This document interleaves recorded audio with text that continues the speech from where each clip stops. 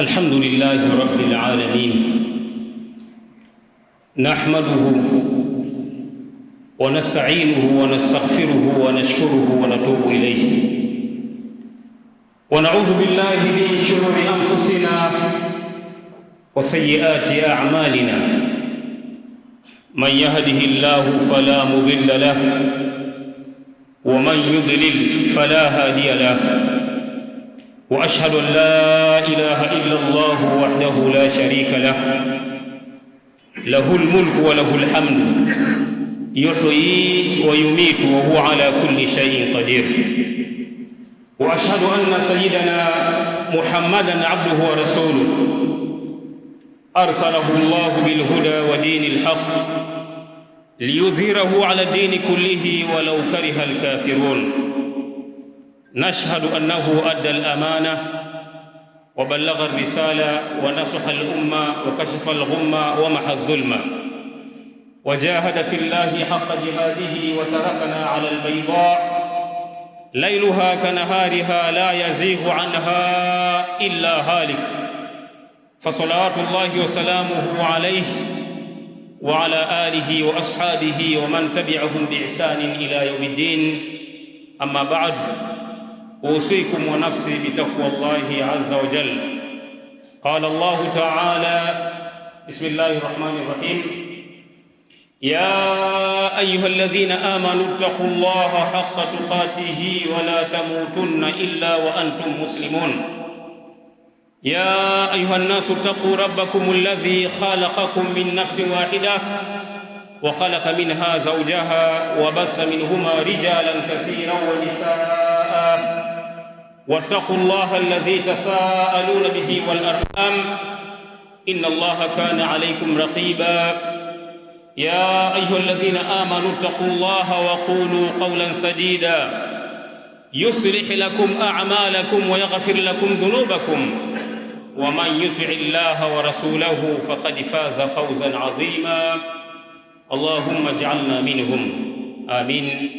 عباد الله، enyi utukufu Islam, enyi waja wa Allah tabaraka wa taala.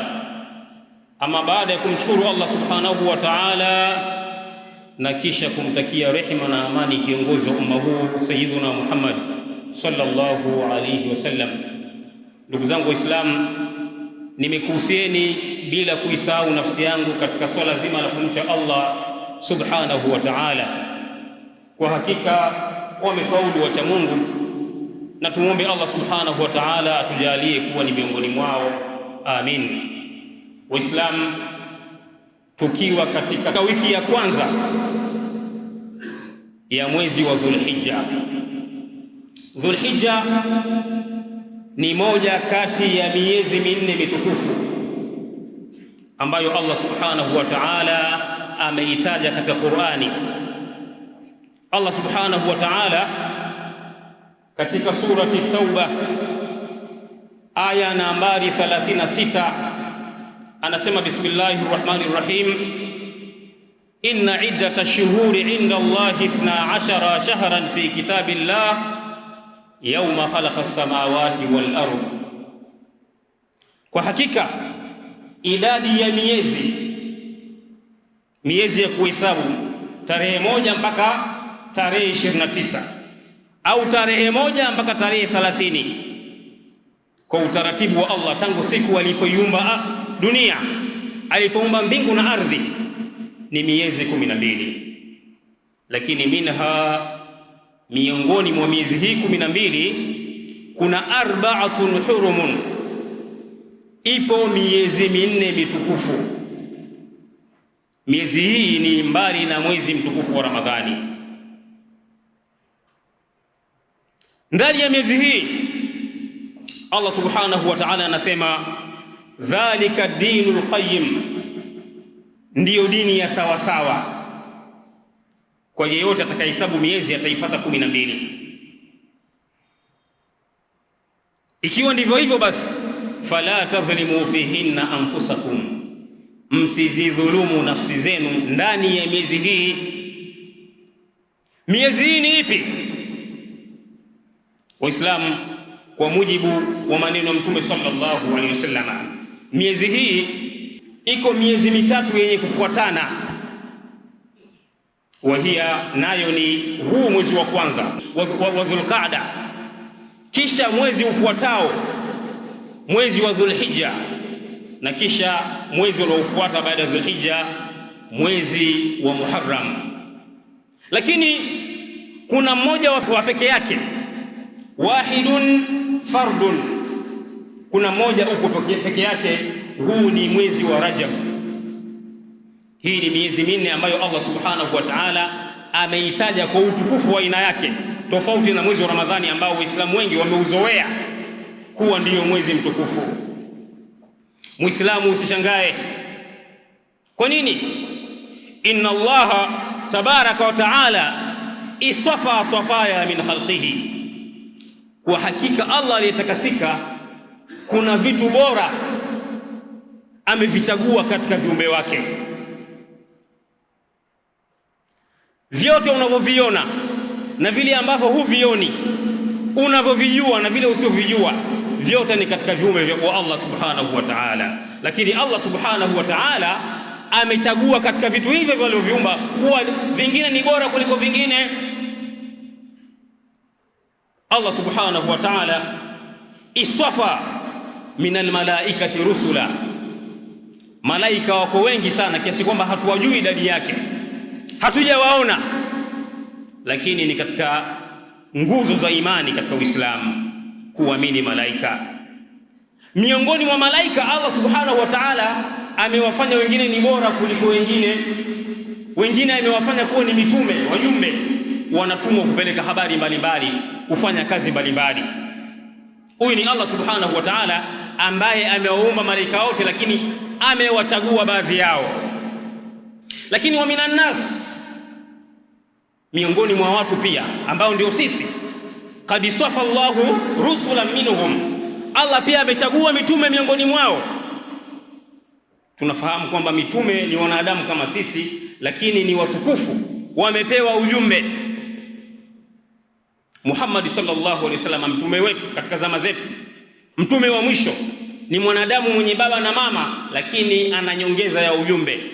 Ni khairu khalqillah, ni mbora katika viumbe wa Allah subhanahu wa ta'ala. Lakini si hivyo tu, wasafa min alkalami dhikra, miongoni mwa maneno yako maneno ambayo ukiyasema unapoteza muda wako, lakini yako maneno leo ukiyasema ni ibada, unapata thawabu. Kwa mfano Mtume sallallahu alaihi wasallam anatuambia kalimatani khafifatani fil lisani, kuna maneno mawili ni mepesi sana katika ulimi, lakini maneno haya habibatani ila rahmani, yanampendeza sana Allah subhanahu wa ta'ala, ni maneno pendwa.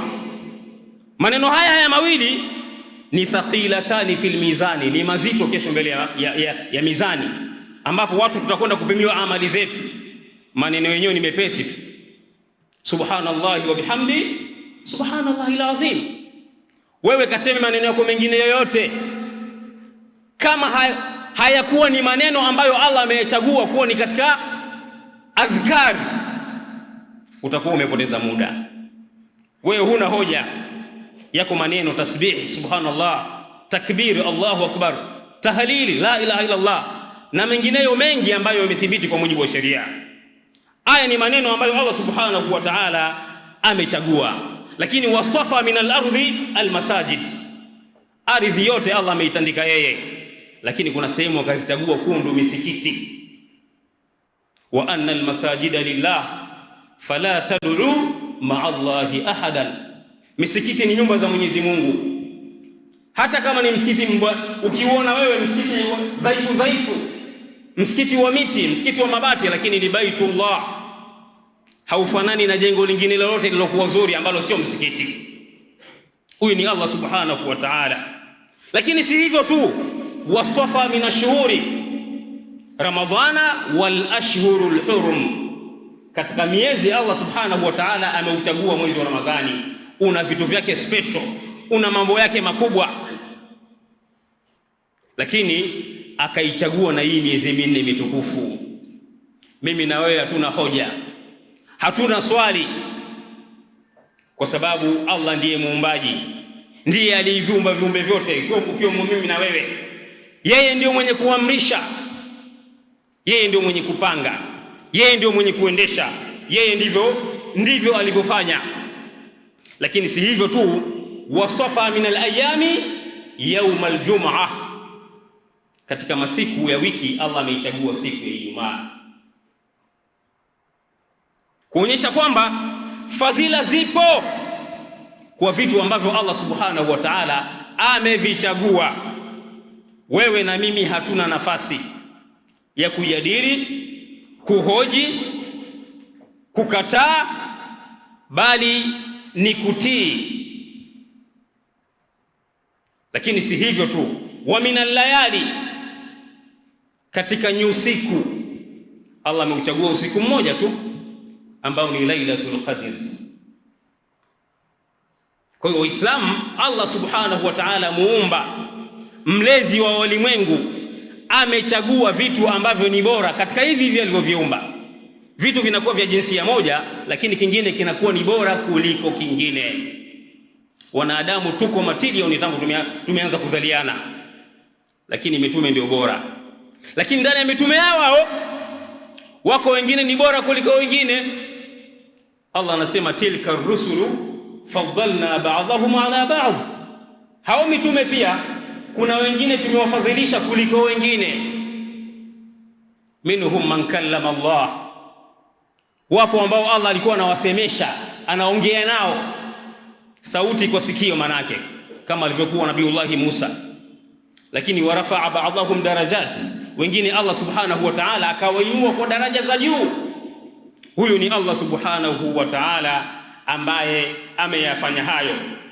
Ibadallah, enyi waja wa Allah, inna Allah ta'ala huwa al-khaliqu al-maliku al-mutasarrif yaf'alu ma yasha'u wa yahkumu ma yurid. Allah alotakasika ndiye muumbaji, ndiye mfalme mwenye kuendesha mambo, anafanya atakavyo kwa viumbe wake na anahukumu atakavyo. Kwa hiyo alivyofanya Allah ndivyo hivyo na wala si vinginevyo. Tumo katika miezi mitukufu na wala hakuna hoja, tupo katika miezi mitukufu. Ikiwa ndivyo hivyo, basi fahamuni kwamba inna lihadhihi al-ashhur khaswa'isun wa miza mayazaha Allah. Miezi hii jamani, ina mambo yake mahsus na ina tofauti kati ya miezi hii na miezi mingine. Ni Allah subhanahu wa ta'ala ndiye aliyepanga hivyo, ndiye aliyefanya hivyo, na ndiye aliyehukumu hivyo. Famin khaswa'isiha, miongoni mwa mambo ambayo ni maalum katika miezi hii, anna uqubata wadh-dhunubi fiha a'zamu min ghayriha. Jamani, ukisoma aya ambayo Allah subhanahu wa ta'ala ametufahamisha ndani ya miezi hii katika maamrisho na makatazo, amezungumzia makatazo tu, akasema fala tadhlimu fihinna anfusakum, ndani ya miezi hii msizidhulumu nafsi zenu, msifanye dhulma ndani ya miezi hii. Mtu asipofanya dhulma atakuwa amejitakasa, atakuwa amejitambua, atakuwa amefahamu nini ametakiwa afanye. Kinyume cha dhulma ni kheri, ni uadilifu. Usipofanya dhulma utakuwa umefanya uadilifu. Imamu Ibn Kathir rahimahullahu ta'ala alitafsiri kauli ya Allah subhanahu wa ta'ala pale aliposema fala tadhlimu fihinna anfusakum, msizidhulumu nafsi zenu ndani ya miezi hii, ai fi hadhihi al-ashhur al-muharrama, maana yake ni katika hii miezi mitukufu. Liannaha akadu ablaghu fil ithmi min ghayriha, kwa sababu kufanya madhambi katika miezi hii miezi mitukufu, dhambi zake zinakuwa ni kubwa zaidi kuliko katika miezi mingine. Kibinadamu leo hata makosa kama matusi, mtu anaweza akatukana sehemu nyingine watu wasimzingatie, lakini kuna sehemu nyingine akitukana watu wanajiuliza, ametukana mbele ya baba yake.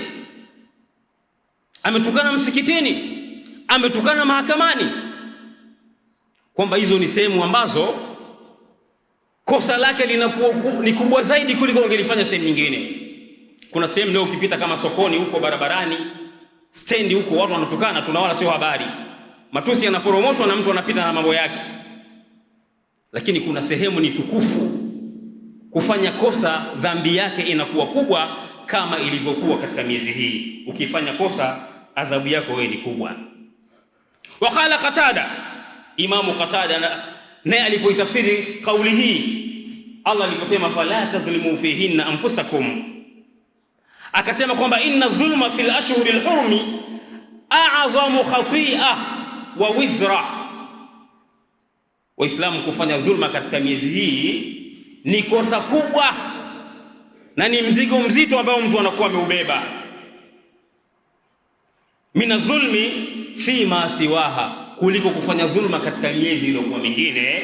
Wa in kana dhulmu ala kulli hali adhim, japokuwa dhulma katika hali zote ni kosa kubwa, lakini katika miezi hii kosa hili ni kubwa zaidi. Mfano ule wa kutukana, hatusemi kwamba anatukana stendi au sokoni au barabarani yuko sahihi, ni kosa, lakini anayetukana sehemu tukufu kosa lake linakuwa ni kubwa zaidi. Waislamu katika miezi hii Allah amesisitiza fala tadhlimu fihinna anfusakum, msifanye dhuluma ya kudhulumu nafsi zenu ndani ya miezi hii. Tumombe Allah subhanahu wa ta'ala atujalie sisi tuwe miongoni mwa wale ambao hatutafanya dhulma na badala yake tutakuwa waadilifu. Allahumma rabbana arina alhaqqa haqqan warzuqna ittiba'ah wa arina albatila batila warzuqna ijtinaba. أقول قولي هذا واستغفر الله العظيم لي ولكم فاذكروه فإنه هو الغفور الرحيم وهو البر الكريم.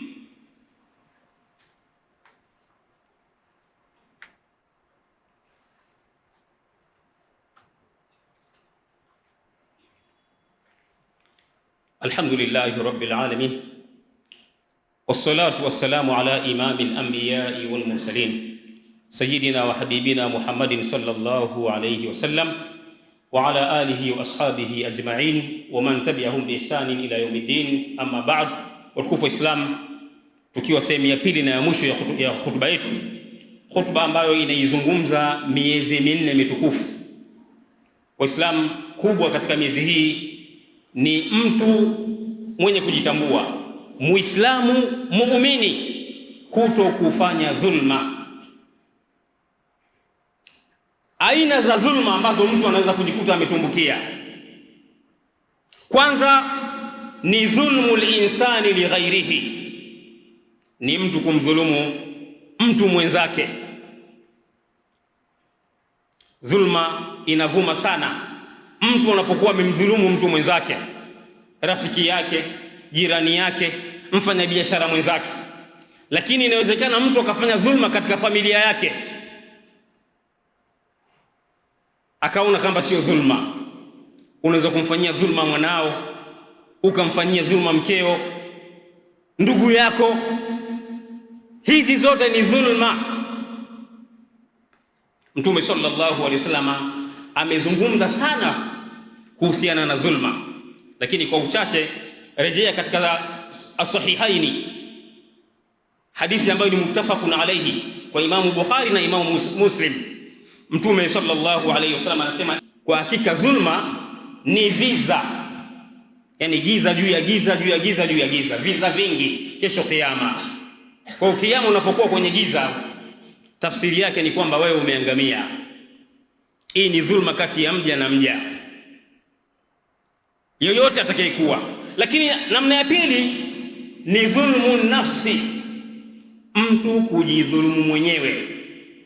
Dhulma hii mtu anaifanya bitarki al-awamiri wa fi'li al-muharramat, kwa kuacha mambo aloamrishwa. Imeadhiniwa muda wa swala, mtu yuko kwenye betting, mtu yupo kwenye game anaangalia mechi na wala hata swali, anajidhulumu mwenyewe, hajui. Mtu utaratibu wake wa maisha amwabudu Allah kabisa, hamtambui. au wanamwabudu Allah katika vipindi maalum, pengine Ramadhani mpaka Ramadhani, Ijumaa mpaka Ijumaa.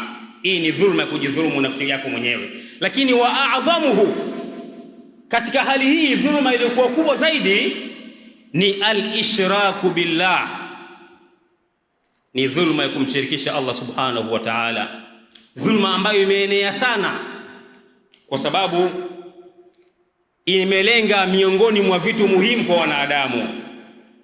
Miongoni mwa vitu muhimu kwa wanadamu ni uchumi na afya. Hali yako ya maisha ni mbaya, yani huna uchumi wewe, lakini zipo njia za kumshirikisha Allah subhanahu wa ta'ala ili ufanikiwe, na wewe hukubali, usubiri, unataka ufanikiwe, unapita katika zile njia, unafanya shirki na kufuru ili ufanikiwe. Hii ndiyo dhulma kubwa kuliko dhulma zote. Allah subhanahu wa ta'ala katika suratul Luqman aya nambari 14 anasema, inna shirka la dhulmun adhim, kwa hakika ushirikina ndiyo dhulma iliyokuwa kubwa zaidi. Ndiyo dhulma ambayo ikitokea mtu ameifanya na mpaka amekufa hakuiacha na kuomba msamaha, yani hana msamaha kesho mbele ya Allah subhanahu wa ta'ala, kwa ahadi yake yeye mwenyewe Allah subhanahu wa ta'ala aliposema, inna Allaha la yaghfiru an yushraka bihi wa yaghfiru ma duna dhalika liman yasha. Kumbe unaweza kufanya dhambi nyingine Allah akakusamehe iwapo utaacha kuomba msamaha, lakini ukifanya ushirikina na ukaendelea nao mpaka unaingia kaburini, aliahidi kwamba hakuna msamaha ni Allah mwenyewe. Kuna lugha za Waswahili, huwezi kumhukumu mtu, Allah mwenyewe ndio amesema hivyo. Kwa hiyo utaangalia ni mahakama gani utampeleka Allah kwamba kanihukumu. Muumbaji mwenyewe ndio ashamaliza kwamba ikitokea umekufa aliyekuwa ni mshirikina, msamaha kwako hakuna. Tumwombe Allah subhanahu wa ta'ala atujalie kuwa ni kusikia maneno na kuyafanyia kazi yaliyokuwa mazuri. Allahumma rabbana taqabbal minna innaka antas samiul alim wa tub alaina innaka antat tawwabur rahim waghfir lana warhamna innaka antal ghafurur rahim. Allahumma ighfir lil mu'minina wal mu'minat wal muslimina wal muslimat al ahya'i minhum wal amwat. Allahumma a'izz al islam wal muslimin wa adhill ash shirka wal mushrikin wa dammir a'da'aka a'da' ad-din bi rahmatika ya arhamar rahimin. Inna Allaha wa malaikatahu yusalluna 'alan nabiy يا أيها الذين آمنوا صلوا عليه وسلموا تسليما. اللهم صل على محمد وعلى آل محمد كما صليت على إبراهيم وعلى آل إبراهيم، وبارك على محمد وعلى آل محمد كما باركت على إبراهيم وعلى آل إبراهيم إنك حميد مجيد. وأقم الصلاة.